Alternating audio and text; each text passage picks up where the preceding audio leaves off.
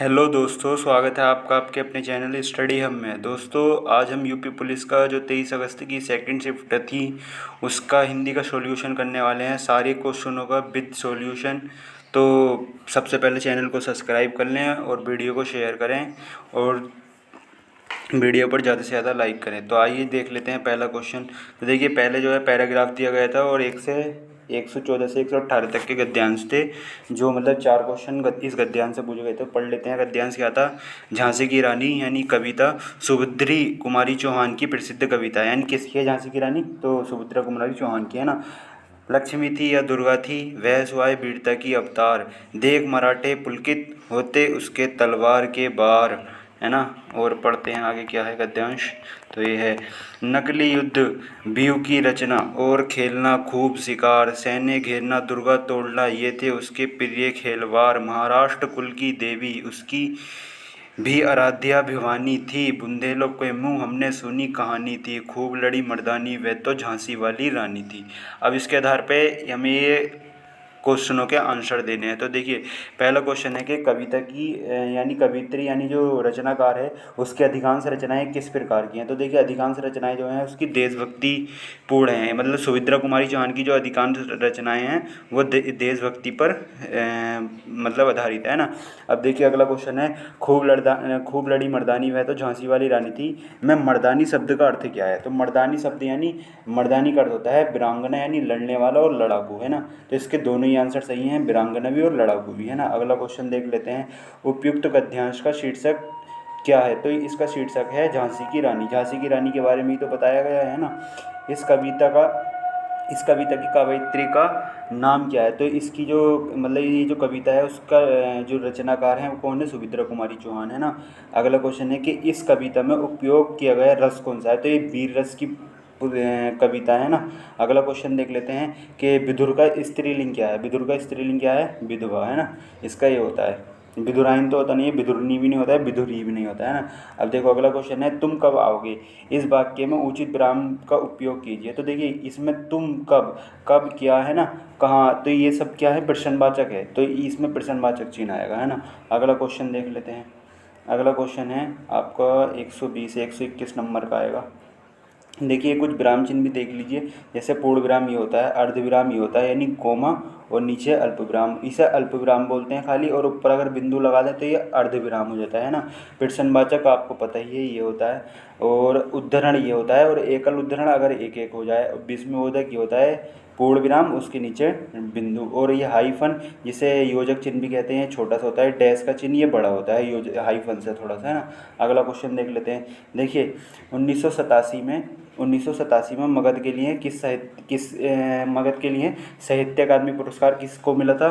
तो ये श्रीकांत वर्मा को मिला था। और साहित्य अकादमी पुरस्कार कब शुरू हुए थे? तो 1955 में शुरू हुए थे, ये याद रखना है आपको। पहला जो मिला था 1955 में मिला था। किसे मिला था? तो मक्खन लाल चतुर्वेदी को। किसके लिए मिला था? हिम तरंगिनी के लिए, है ना, याद रखना है। देखिए नीचे लिखा हुआ भी है ये, 1955 में हिम तरंगिनी के लिए मक्खनलाल चतुर्वेदी को मिला था। अगला देख लीजिए। देखिए अगला बुझारत निम्नलिखित में से कौन सा विशेषण है। देखिए मात्र ये तो नहीं है, निपट ये भी नहीं है, चुपचाप ये भी नहीं है, क्या है? खर्च। ये क्या है? एक प्रकार का विशेषण है ना। अब देखिए विशेषण के चार भेद हैं, है ना। किस किस अनुसार? हरदेव बिहारी के अनुसार। कौन कौन से? गुणवाचक, परिणामवाचक, संज्ञावाचक और सर्वनाम, है ना। अगला क्वेश्चन देख लेते हैं। देखिए अगला क्वेश्चन है, अवयव के कितने भेद हैं। तो देखिए अवयव के जो मूल भेद हैं वो चार हैं, लेकिन अगर निपात को ऐड कर लें तो वो पाँच है ना। लेकिन आपको चार ही लगा कर आना है ना, अगर बूझ ले तो केवल। अब देखिए ऋषि का उच्चारण स्थान। देखिए मैंने आपको ये पिछले वाले प्रैक्टिस सेट में ही बताया था कि जितने भी कठोर व्यंजन होते हैं उनका सबका उच्चारण स्थान क्या होता है? मूर्धा होता है ना। जैसे टावर भी क्या है? कठोर है।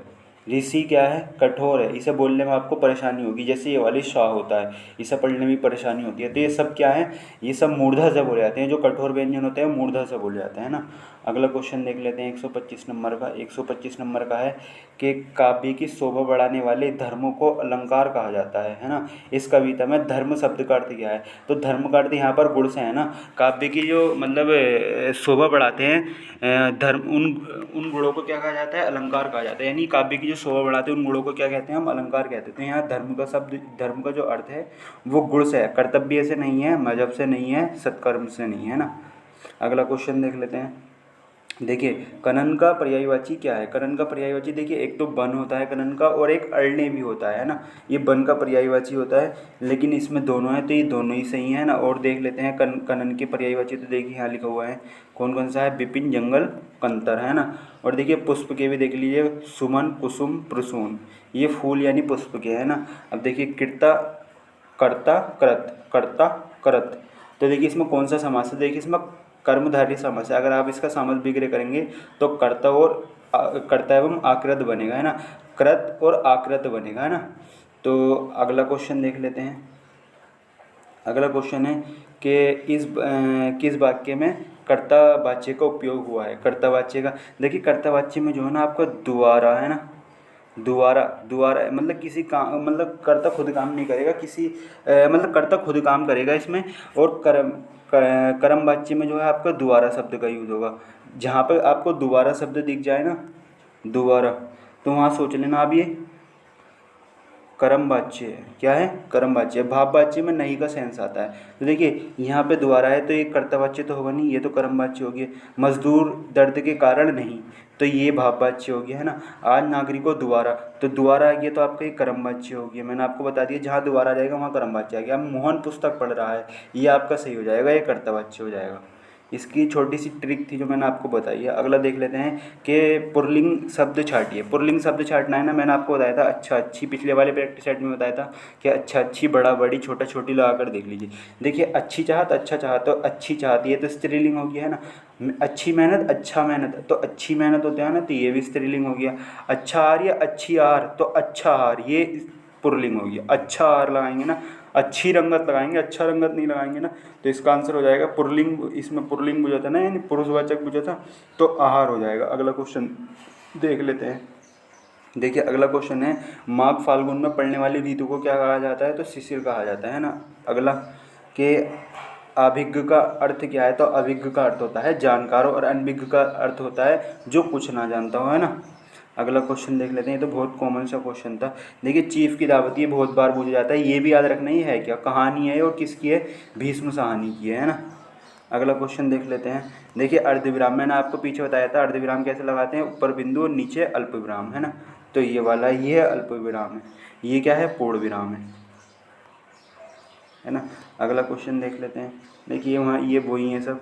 देखिए इत और इत का सही विकल्प चुनना है, यानी इनका सही अर्थ क्या है। तो इत, इस वाले इत का अर्थ जो होता है समाप्ति होता है, बड़ी वाली ई आ जाए तो बाधा हो जाता है ना। अगला क्वेश्चन देख लेते हैं।